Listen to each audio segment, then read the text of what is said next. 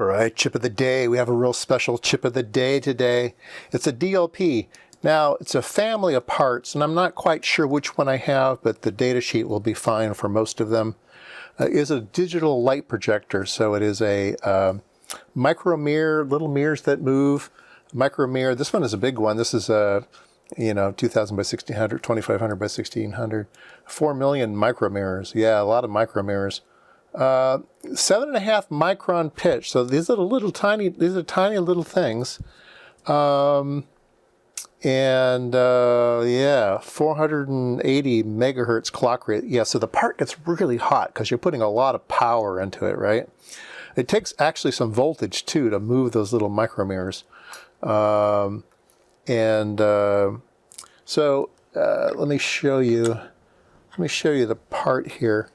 So this is the board that was on, and there's a big amount of pins that are required. So this big, thin, high pitch connector over here. And the part itself is this, okay? Comes with the heatsink attached in a ceramic package, and then it has a whole bunch of contacts on it. And the way that it contacts the card here is with a zebra connector. Okay, so it's got two zebra connectors that make all the contacts for the part. And then on the back side, it has this heatsink that bolts onto it. So it had this heatsink attached to the other side, but this is the actual device. It's got a glass window on it, and then the micro mirrors are the silicon underneath there, okay? So let's keep going with the data sheet here. Let's see. So here are the recommended operating. So it's a 3.5 volt logic, but the micro mirrors require 8.5 volts. And then the supply voltage for the electrodes is 16 volts minus 10 volts. So it's got, you can imagine this thing switching at such a high speed with these big voltages. It's going to consume quite a bit of power.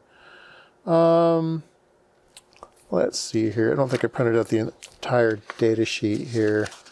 Yeah, it doesn't give a watts. I don't see a watts here, but yeah, it's good from 400 to 700 nanometers. Transmission of the front window is 95%.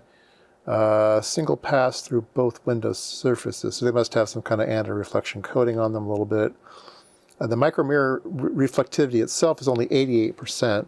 In optical systems, you're always fighting for photons. Everything seems to eat photons, and yeah, 88% is pretty good actually. And then the fill factor, 92%. So there's 8% of the pixels are cracks, and the light's going to get caught on those cracks. So you can lose 8% there. You're going to lose 5% there. You're going to lose 12% there. Yeah, you're going to lose.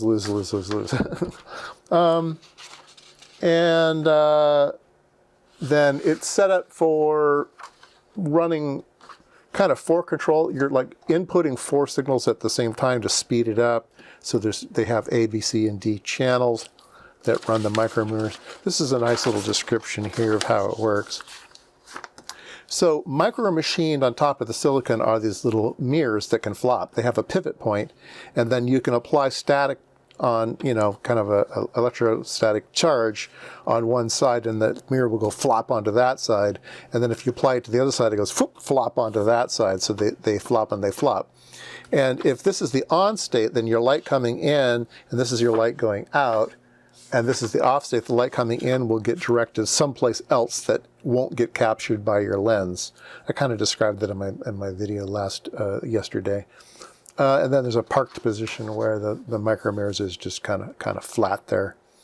So yeah, that's the way it works. And there's lots and lots of these little tiny things. All right. So I say, what can we see under the microscope? That's really what I'm curious about. Are we going to be able to see those little 7 microns? They should be big enough to see. What I'm worried about, though, is the whenever you have a window. So here's your window, okay, and then this is your silicon, okay. So here's your silicon, and the light's gonna the light's going to come in the window and get focused to a spot here. And the window will collect dust, okay? So you definitely don't want to focus onto the front of this so you'll see the dust. And if the window was too close to the silicon, then the focus range, the dust is going to be just about the same distance as the actual object, and you'll see that dust. But if you move the window farther and farther away, that dust will get blurred and will basically kind of disappear. So there's quite a bit of distance between the mirror and the silicon. And I think it's probably this little lip here, so it looks like it's about maybe 2.5 millimeters distance. And that makes it difficult for a microscope to reach through there and see with high magnification. You get closer and closer and closer with your microscope to get higher and higher magnifications. So we'll see what kind of magnification I can have with such a long distance there. So anyway, let's take it to the microscope. All right, I'm able to get in with a ×10 objective. The ×5 was fine, the ×10, but I couldn't get in at ×20. There wasn't enough working distance, but we can still see the pixels pretty good here. And remember, these are about 7.5 micron pitch pixel sizes. I found one area of the device where there's some off pixels. Now, I'm assuming those are just tilted randomly when the thing powers off, something like that, but I'm not sure. But at least we can see some pixels on, some pixels off.